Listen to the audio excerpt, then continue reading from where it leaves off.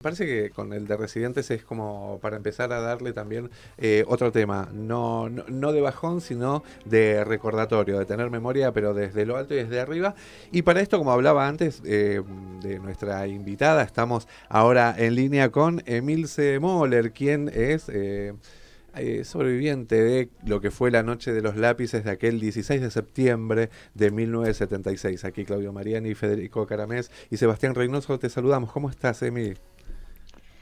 ¿Qué tal, Claudio? ¿Cómo estás? Y a los demás compañeros, ¿cómo están? Bueno, bien, entre como es como muy raro porque digo, uno trata de no tener miedo, uno trata de no tener la voz quebrada ni desde el lugar de la bronca ni desde, pero es como que en el fondo termina todo de dar un poco de bronca, ¿no? Y por esto te llamábamos ver cuál es tu opinión, qué es qué es lo que te pasa a vos en estos Bueno, momentos con lo que se ha vivido, ¿no? bueno, bueno, uno cuando habla tiene un micrófono, tiene una responsabilidad ciudadana, por lo tanto dejo un poco las pasiones que puedo hablar en un café o en la mesa con mi familia y trato de poner ese paño de frío de cabeza para que nos quede algo y no solamente las cuestiones pasionarias que vivimos día a día, que sí, como vos decís, son muy tristes y bueno, pero tenemos que entender. Yo creo que una de las cosas que bueno, está bien que nos enojemos y demás, pero lo que no podemos es dejar de comprender los procesos, ¿no es cierto? Me encantaría ser socióloga, historiadora, lamentablemente soy matemática y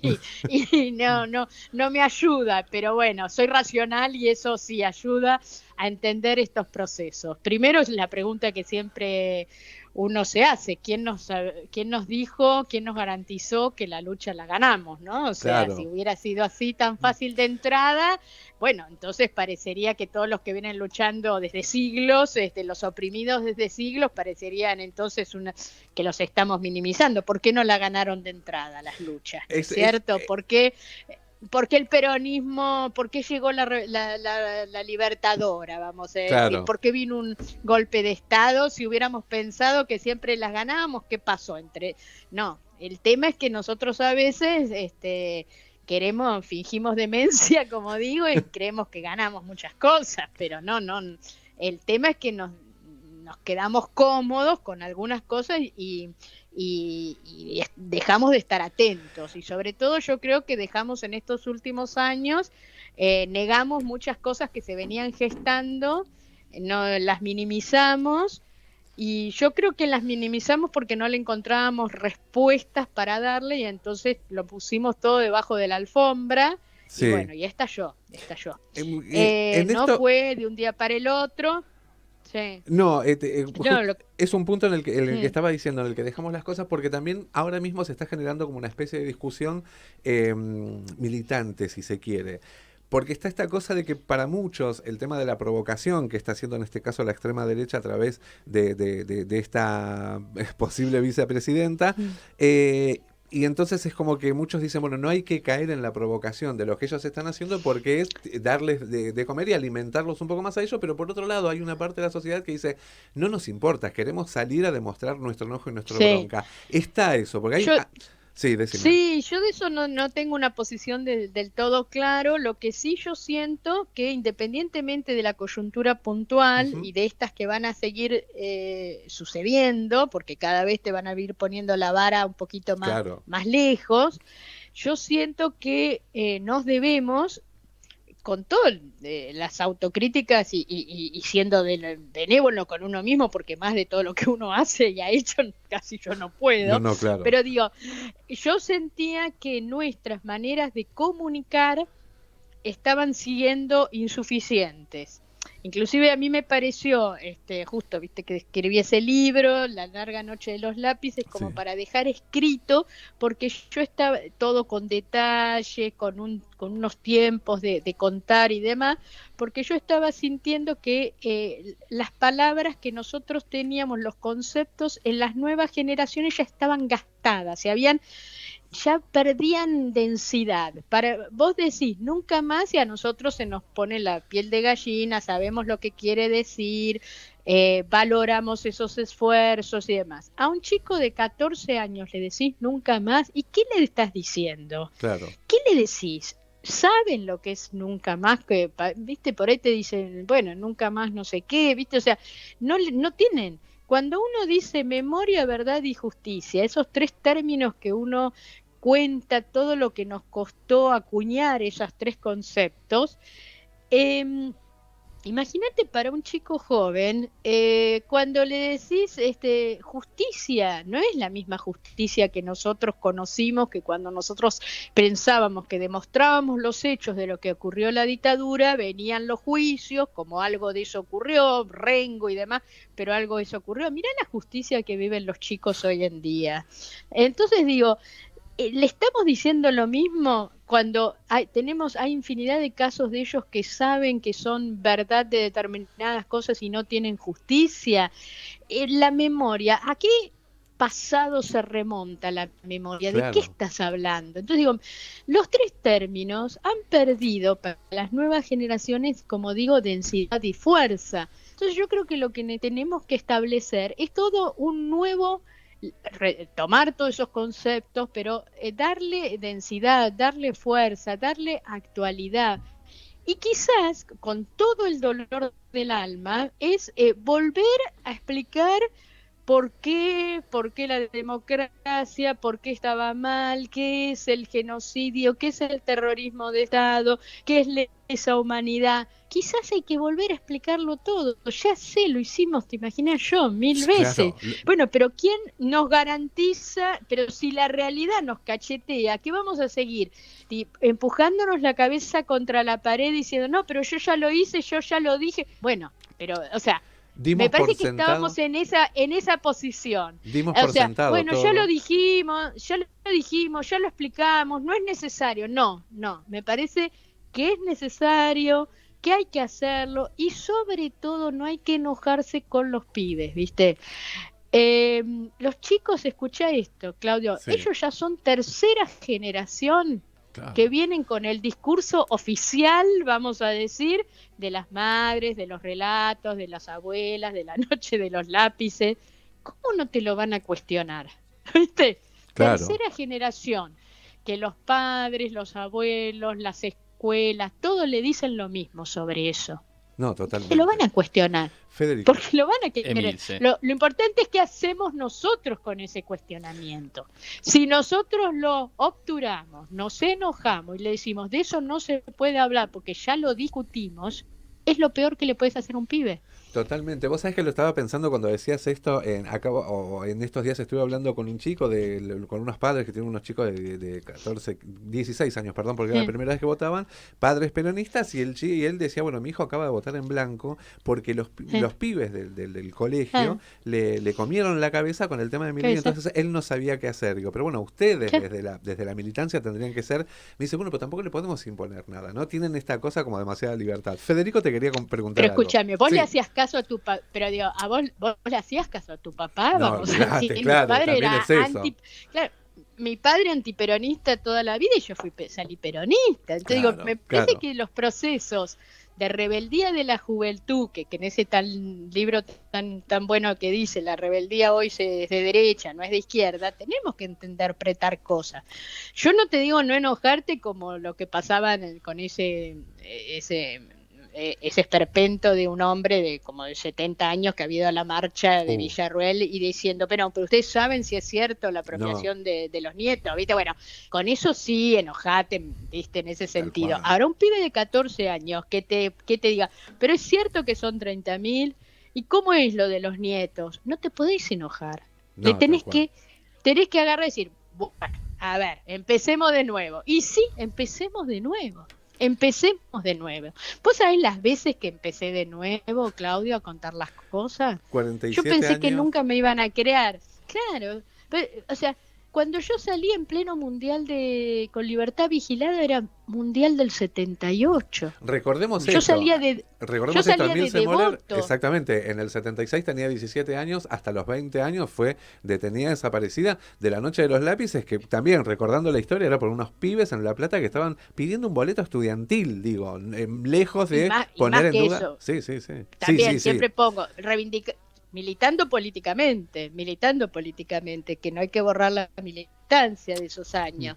Entonces digo, pero yo salí en el 78 con Libertad Vigilada, no me iba a creer nadie, entonces, y de a poquito empezamos a reconstruir, pero cada 2 por 3 te preguntaban, pero es cierto que torturaban, y sí, sí, sí, y ¿sabés cuándo terminan de creernos un poco, se consolida la historia? Fíjate vos la paradoja, cuando Silingo lo cuenta.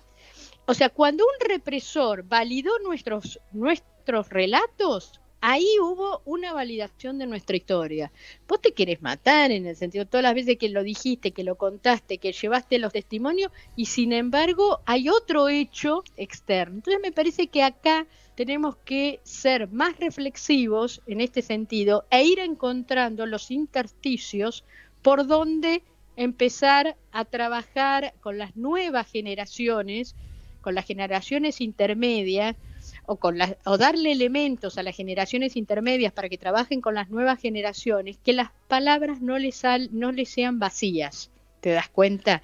Que vuelvan a tener un anclaje en su realidad, que la dictadura vea que fue una disputa de intereses, que es la misma disputa de intereses de hoy. Eso es lo que hay que mostrarles, ¿no? Que es todo vigente, que Milei, Bullrich y demás en el plan económico, en la continuidad del plan económico de Martínez de Oz. Eso hay que mostrarles, ¿viste? Hay que dedicarnos a eso, ¿te das cuenta? Totalmente. Con todo el dolor del alma y por supuesto, y también salir a las calles y también salir a protestar y decirle, bueno, no le vamos a permitir determinadas cosas, hasta acá llegan con algunas cosas. Digo, pero no solo ese es el camino, porque el camino de la calle y de la marcha del otro día estaba bien, pero alguien que se sienta, miró la tele, hizo zapping, vio una marcha, vio otra cosa, no entendió nada, bueno, ¿dónde le haces ese otro? Entonces, viste, a través de la docencia, a través del profesor de básquet, a través de una clase de gimnasia, a través de los padres, a través de todos los lugares donde nosotros a lo largo de estos años encontramos huecos y ahí nos metimos. Hay que seguir haciéndolo. ¿Cómo estás? Fede te quiere preguntar. Te saluda por acá Federico Caramés. Desde ya, muchas gracias por estar con nosotros en el programa. Es muy valioso poder tenerte, a vos, tu testimonio, tu historia. Y justamente hablando de los jóvenes, como vos bien nos decís, me pregunto qué te pasa por la cabeza a vos, como militante de los años 70. Mira, ¿sí me escuchás? Sí. Al escuchar a los jóvenes libertarios reclamar a viva voz por la libertad específicamente, quería preguntarte esto, ¿qué te pasa a vos por la cabeza y qué me podés decir acerca de la militancia de los 70 y por ahí la militancia actual? Mira, yo trato de entenderlos y no enojarme, porque si no, no podría seguir siendo militante, básicamente, ¿no? Yo viviera ofuscada. Pero trato de entenderlos, a veces no los justifico eso, ¿no? No, entenderlos no significa que le avales todo. Me parece que tenemos tantos elementos, me parece que hay tantos argumentos, o sea, cuando yo una vez a un chico que no sé qué me decía que no hay libertad, ni siquiera eran libertarios, ya estaba el concepto de no hay libertad, con el kirchnerismo no había libertad, ¿te acordás que ya había surgido eso? Cuando vino el macrismo, claro, ya estaba ese embrión. Ahí yo agarraba, me enojaba y me digo, pero mirame a los ojos y atrevete a decirme que no tenés libertad. ¿Querés que te explique lo que es no tener libertad? Le decía. Yo te voy a explicar, porque inclusive yo no estaba de acuerdo cuando se cantaba el canto de Macri, sos la dictadura. Le digo, no, porque si no banalizamos la dictadura, ¿no es cierto? Macri era un gobierno democrático débil, que no nos gustaba, con un montón de falencias, pero había sido elegido y era una democracia. Entonces yo les mostraba, porque la dictadura es otra cosa. Entonces me parece que hay que hablar lo que es una dictadura, que hay que hablar las faltas de libertades. Yo les decía, yo entro a la cárcel de Devoto con 17 años, o sea, y algunos me decían, ¿y el abogado? ¿Qué abogado? ¿Y el habeas corpus? ¿Qué habeas corpus? Entonces digo, ustedes que creen que no tienen justicia, que creen que no tienen una serie de derechos, tienen un montón. Entonces me parece que mostrarle. Hoy en día con eso que, bueno, no, porque al final el Estado que no me sirve para nada, bueno, mostrarle que no es cierto lo que dicen, que es un Estado que por supuesto tiene deuda, pero no es cierto, es un Estado que te da un montón de cosas, hasta los sectores más marginales hoy en día que cobran la asignación, que cobran la tarjeta alimentar, que tienen un subsidio, que tienen una salita que atiende mal, pero atiende, o sea, es un montón de cosas que hay en el Estado, que el PAMI, que esto, que lo otro, que lo tienen invisibilizado porque nacieron con un Estado. Entonces hay que mostrarle qué sería el no Estado, ¿no? ¿Qué sería esta panacea? Volver a todo ahí, sí, a todos los padres de estos chicos vivieron los años 90, vivieron el menemismo, vivieron las privatizaciones, vivieron todo eso, que cómo se destruyó el país. Ahí sí está todo ese legado que tienen que hacer los padres de una cuestión, como dicen, no imponerle el voto, bueno, pero No, más claro. o menos, pero contarle las vicisitudes que pasaron, que yo no creo que cualquier clase media la haya pasado bien, los padres y abuelos de estos chicos, en los años 90, ¿no es cierto? Siempre hay víctimas de toda esa cuestión económica. Entonces van a decir, ¿dónde está lo novedoso de todo eso? Hay que ir desarmándote todas esas ideas. No pretendas que te den la razón. Yo estoy segura que cuando vos eras joven y le peleabas a un docente no le ibas a dar la razón, pero seguro que Claro. si te daba buenos argumentos vos te quedabas pensando, ¿te das cuenta?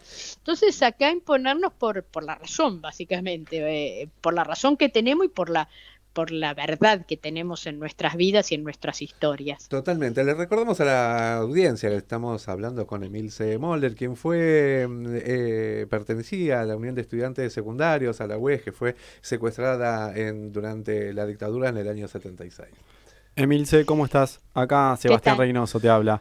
¿Cómo estás? Un poco escuchando todo lo que venías diciendo, hubo muchas cosas que la verdad que me tocaron más personalmente por el hecho de que yo tengo 27 años y en algún momento me creí como que discusiones como el ambiente, como lo que fue hasta hace poco la ley que la interrupción voluntaria del embarazo, como como el nunca más que hablamos recién, como la industria argentina, yo sentía que eran temas que no se iban a volver a tocar, que era una pelea ganada, una batalla ganada.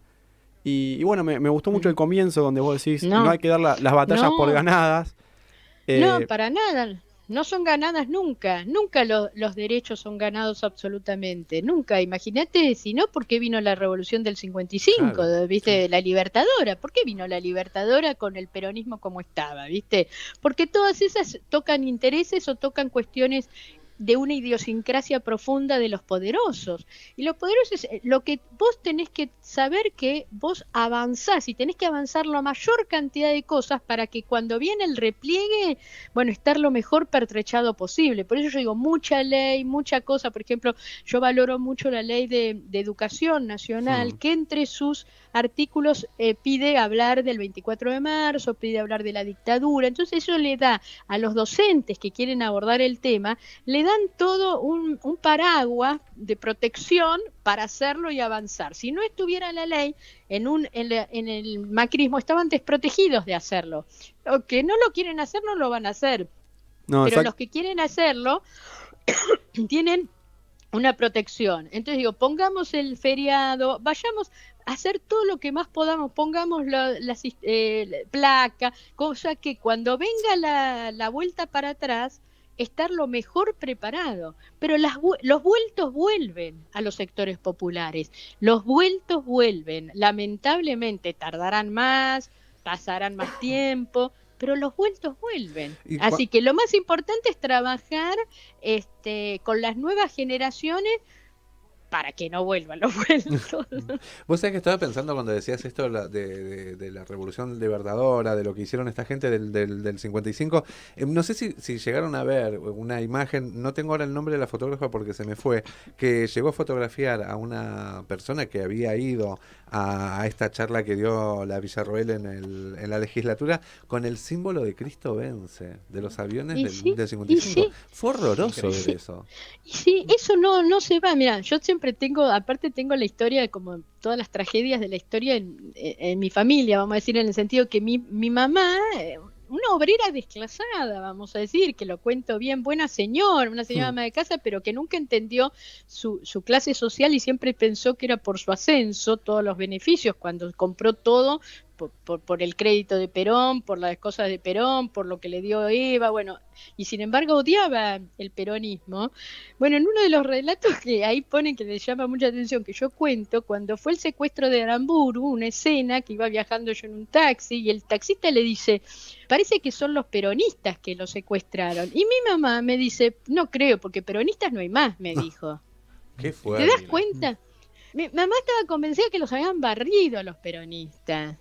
Y digo, esa negación, tenemos que tener cuidado porque nosotros también la hacemos. Nosotros pensábamos que no teníamos más estos retrógrados. Y no, peronistas hay, retrógrados hay. Seguimos conviviendo todos. Ese es el tema. Hay que ver quién avanza para que el otro retroceda. Es eso. De Sí. eso se trata toda esta vida y esta lucha. Sí, ahí creo muy, muy clave lo de la comunicación, como decías vos, y el hecho también que muchas veces es importante contarlo, y en tu caso más contarlo de primera persona, porque hay una realidad que también los chicos tanto del primario como del secundario, no es lo mismo verlo en un libro, como decís, plasmado, donde es una palabra fría, que ver un relato o verlo a través de las nuevas tecnologías, también porque ha habido muchas series, muchas películas que han recordado estos momentos, creo también es muy importante, medios de comunicación. Que Sí, bueno, la lo verdad que pasa que es la que, mayoría hablan de pero otras. ¿sabés qué pasa? Sí. Esto lo tenemos que empezar a cambiar porque ya de primera mano no vamos a tener más. Yo soy lo más joven que hay. Claro, claro. ¿Te das cuenta? Y ya por una cuestión biológica, ya no sé cuánto más voy a seguir hablando, ¿viste? Sin decir pavada, vamos a decir. No, pero digo, ¿cuántos años más a nivel biológico vamos a tener? no, y Ya lo no que nos tenemos quedan más de ahora, primera mano. los Entonces ya no tenemos nietos. más de primera, claro, pero entonces ya no tenemos más de primera mano. Por lo tanto, tenemos que estar pensando que la transmisión de la memoria no la vamos a poder hacer más de primera mano, la tenemos que hacer de otras maneras, ¿te das cuenta? Eso también lo tenemos que pensar.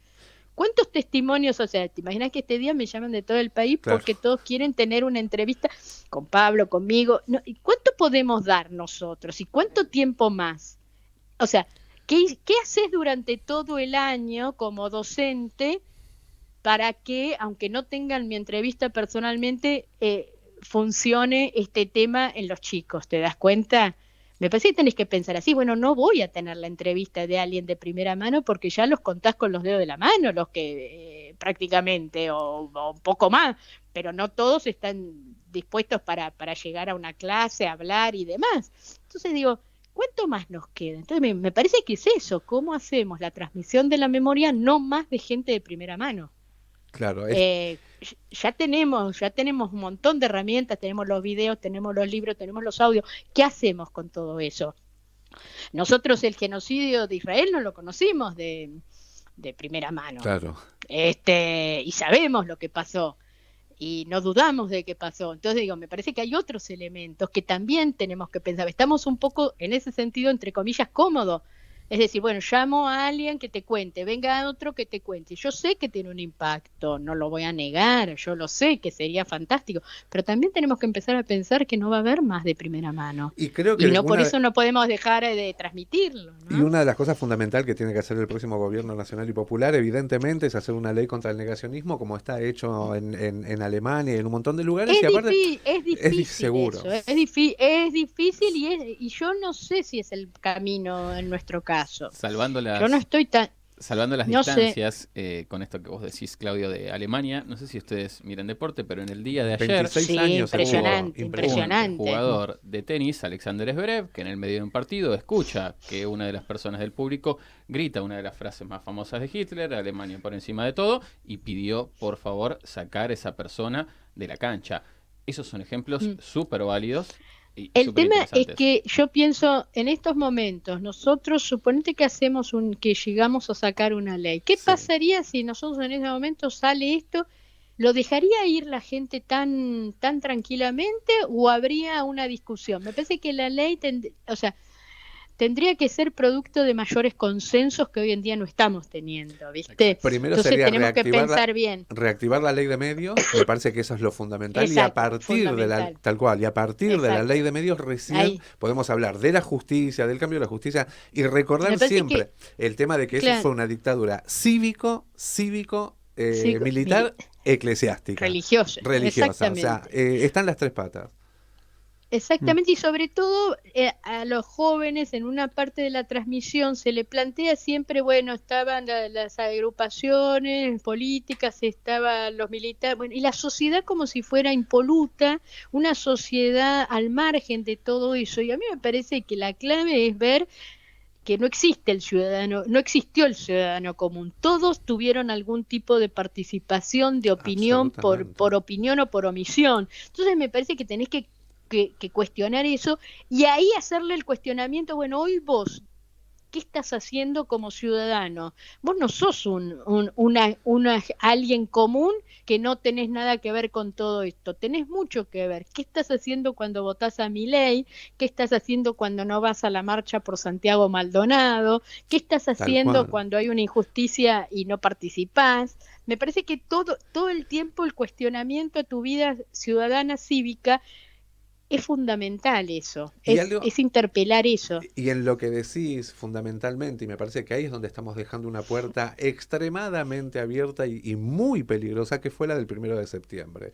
Que el caso del atentado de Cristina Fernández de Kirchner, sinceramente, como militancia, como pueblo, creo que hizo más el pueblo común y corriente que la militancia en general. No hubo una reacción como creo que el mundo podía esperar, como ha pasado en cualquier otra parte del mundo, donde se intentó... Escúchame, cuando a los chicos le decís el nunca más, no es cierto, porque hubo una ruptura del nunca más. El nunca más era el pacto de que no se dirimían más los conflictos sociales y políticos a través de las armas. Y se dirimió a través de una arma y se rompió el pacto de nunca más y no pasó nada. Entonces, cuando vos decís nunca más, para los chicos no tienen la fuerza, porque nosotros nos imaginamos que la primera vez que pase una cosa así, bueno, el país vibraba. No vibró el país. Entonces es un nunca más flojito de papeles. Tenemos un nunca más en donde a un pibe te mira y te dice, bueno, un nunca más o menos tenemos, ¿viste? Entonces, eso también tenés que reforzarlo, ¿te das cuenta? Es un pibe que no creció con el nunca más porque desde el gobierno de Néstor y Cristina en adelante no volvimos a tenerlo. Y el pibe que ahora tiene 14 años, hace 8 años, que no lo tiene presente. Hace 8 años que no tiene esa memoria porque no se le recuerda. Emilce, estaríamos la verdad que 75 horas hablando con vos porque esto, más allá de ser una sobreviviente, loco, o sea, no estamos hablando de joda, es lo que vos decías, la importancia de pensar que una persona lo que vivió, insisto, me parece que debería ponerse hoy a cadena nacional la película La noche de los lápices con la crueldad que tiene esa película, que tuve no sé, esta terrible cosa que se la pude mostrar a mis parientes cuando vivía en Italia y no podían creer lo que estaba sucediendo en la Argentina en aquellas épocas. Y me parece que es como que, bueno, lo que vos decías, volver a empezar con todo esto. Te queremos agradecer muchísimo el haber estado hoy con nosotros en este mes, porque todos los meses tienen que ser de la memoria, pero en este mes, el 16 de septiembre, que vamos a estar todos en la calle recordando justamente la noche de los lápices. No, te agradezco a vos y a todos tus compañeros por este espacio para pensar entre todos cómo construimos este país, que por otro lado lo único que quiero decir, yo estoy muy contenta de todo lo que hemos construido, ¿no es cierto? Yo creo que hemos afianzado muchísimo, yo creo que hay una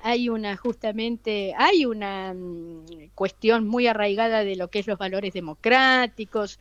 Hay un desprecio a las dictaduras, eso yo creo que ese sustrato está, que no hayan salido el otro día a la calle no significa que no está, yo creo que eso está, y eso es mucho, tenemos los genocidas encarcelados, todo eso es mucho y fue producto de luchas que no son lineales, van y vienen, ahora estamos un poquito complicados, pero vamos a avanzar, porque tenemos la tranquilidad de nuestra verdad en las manos.